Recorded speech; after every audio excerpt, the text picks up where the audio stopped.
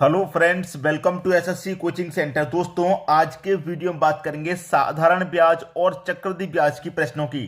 तो यहां पर लिखा हुआ है, जब सीआई और एसआई मालूम हो। सीआई का मतलब है कंपाउंड इंटरेस्ट, एसआई का मतलब है सिंपल इंटरेस्ट। कंपाउंड इंटरेस्ट मतलब चक्रवृद्धि ब्याज और सिंपल इंटरेस्ट मतलब साधारण ब्याज। तो जब आपको चक्रवृद्धि ब्याज और साधारण ब्याज मालूम हो तब दर निकालना हो।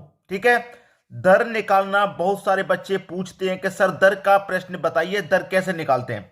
तो मैंने यहां पर लिख दिया है, दर निकालने के लिए जो फॉर्मूला है वो मैंने यहां पर लिख दिया है। दर इक्वल टू कंपाउंड इंटरेस्ट में से माइनस कर देंगे सिंपल इंटरेस्ट को, बटे में रखेंगे हाफ 1/2 इंटू एस आई कर देंगे और गुने 100 कर देंगे। आपके प्रश्न का आंसर आ जाएगा, मतलब दर निकल के आ जाएगा। ठीक है, पूरा वीडियो देखना, बहुत ही इंपॉर्टेंट है ये प्रश्न। ये सभी प्रश्न जो मैं लेकर के आया हूं आज की वीडियो में, क्योंकि दर निकालना बहुत सारे बच्चों को नहीं मालूम है कैसे निकालते हैं। तो दर निकालना सीख जाइए आज। ठीक है, प्रश्न देखेंगे उससे और क्लियर हो जाएगा, अच्छे से मालूम हो जाएगा। तो चलिए प्रश्न देख लेते हैं। ठीक है दोस्तों, प्रश्न है आपका, किसी राशि का 2 वर्ष का चक्रवृद्धि ब्याज 328 रुपए तथा साधारण ब्याज 320 रुपए है, ब्याज की दर ज्ञात कीजिए।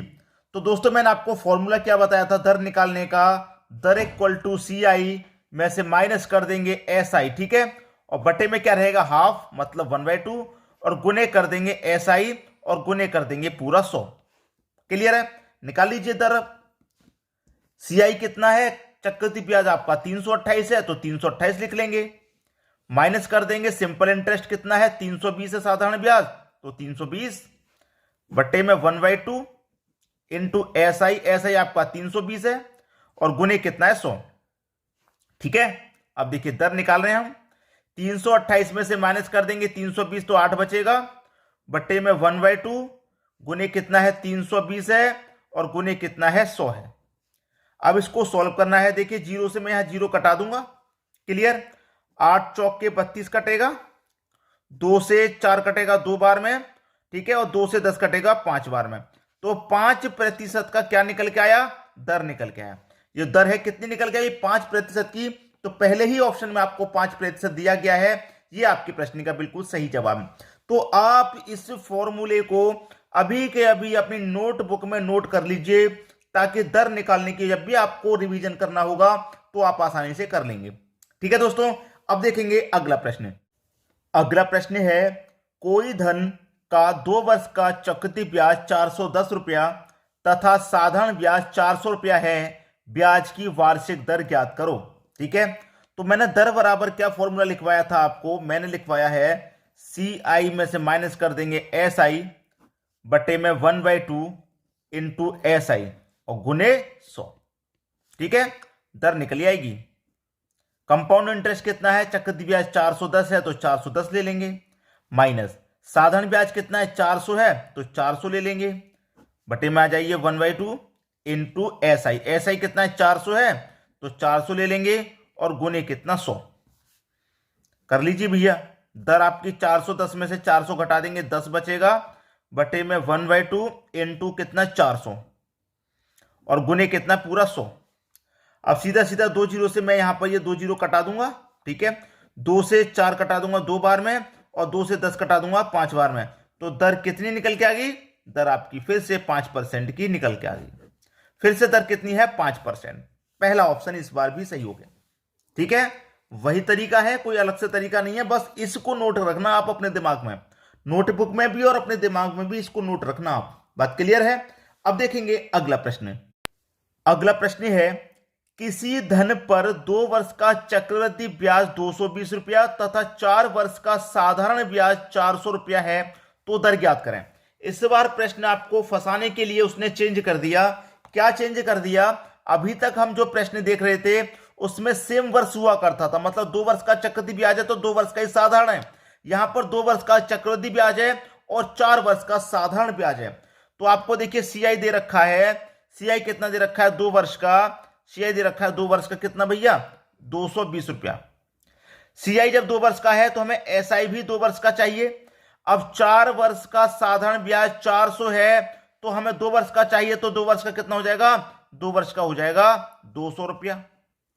क्योंकि साधारण ब्याज क्या होता है, प्रत्येक वर्ष के लिए समान रहता है। ठीक है, जब 4 वर्ष के लिए 400 है तो 2 वर्ष के लिए 200 हो जाएगा। अब प्रश्न हो जाएगा, ठीक है, अब प्रश्न हो जाएगा क्योंकि हमारे पास 2 वर्ष का ही चक्रवृद्धि ब्याज है और 2 वर्ष का ही साधारण ब्याज है। अब लगा दीजिए उसी फॉर्मूले में, दर equal to C I minus S I बट्टे 1/2 इंटू एस आई गुने 100। ठीक है, कर लेंगे भैया। सी आई कितना है आपका 220 है तो 220 लिख लेंगे, माइनस एस आई कितना है, एस आई आपका 200 है 200 लिख लेंगे, 1/2 इंटू एस आई आपका 200 है गुने 100। ठीक है, दर इक्वल टू 220 में से 200 घटा देंगे 20 बचेगा, 200 नहीं 20 बचेगा। ठीक है, 1/2 इंटू 200 और गुने कितने 100। अब सीधे सीधे 2 जीरो से यहां पर 2 जीरो कट गए, कोई दिक्कत नहीं। ठीक है, यहां पर 2 से ये 2 भी कट गया, बचा कि आपके पास 20 बचा। तो दर कितनी है भैया, दर है आपकी 20% की। ये आपके प्रश्न का बिल्कुल सही जवाब है, 20%। इस बार सी ऑप्शन आपका सही जवाब होगा। बात क्लियर हो गई। कभी भी अगर अलग वर्ष दे दिया, अगर हमारे पास 2 वर्ष का चक्रवृद्धि ब्याज है 2 वर्ष का साधारण ब्याज है, कोई दिक्कत नहीं। इस बार देखिए बदल के दे दिया था 2 वर्ष का चक्रवृद्धि ब्याज 4 वर्ष का साधारण, तो हमें इसे सेम बना लेना है। ठीक है, अब देखेंगे अगला प्रश्न। अगला प्रश्न है, किसी धन पर 2 वर्ष का चक्रवृद्धि ब्याज 40.80 रुपए तथा साधारण ब्याज 40 रुपया है तो मूलधन ज्ञात करें। इस बार मूलधन ज्ञात करना है। दर है आपके पास, दर बराबर जो फॉर्मूला है सी आई माइनस एस आई, ठीक है, बटे में 1/2 इंटू एस आई और गुने 100। ठीक है, दर इक्वल टू सी आई कितना है आपका 40.80, 40.80 माइनस कर देंगे एस आई आपके पास 40 है बटे में 1/2 है इंटू एस आई आपके पास 40 है और गुने 100। ठीक है, दर इक्वल टू 40.80 में से 40 घटा देंगे तो 10.80 बचेगा बटे में 1/2 इंटू 40 गुने 100। ठीक है, अब देखिए सीधा सीधा प्रश्न को कटाइए। 0 से 0 गया, 2 से 4 जाएगा 2 बार में, 2 से 10 जाएगा 5 बार में। ठीक है, अब 10.80 का गुना मैं 5 से कर दूंगा, 10.80 का गुना 5 से कर दूंगा तो कितना आ जाएगा, देखिए 5 का 0 में करूंगा तो 0 ही, 5 का 8 में करूंगा तो 40 आ जाएगा। अब 2 संख्या बाद दशमलव है तो 2 संख्या बाद मैं दशमलव लगा दूंगा तो 4 बचेगा। तो इसका मतलब मेरी दर कितनी निकल के आ गई, दर निकल के आ गई 4% की। दर मेरे पास 4% की है, लेकिन उसने दर नहीं पूछी इस प्रश्न में, दर नहीं पूछा, उसने पूछा है मूलधन। तो मेरे पास दर जो निकल के आई है वो 4% है और दो दर जो निकल के आती है वो कितने वर्ष के लिए होती है, 1 वर्ष की दर है ये मेरी 4। जब 1 वर्ष की मेरी दर 4 है तो 2 वर्ष की दर कितनी हो जाएगी, मेरी 2 वर्ष की दर हो जाएगी 8%। और प्रश्न मेरा कितना है, 2 वर्ष का है।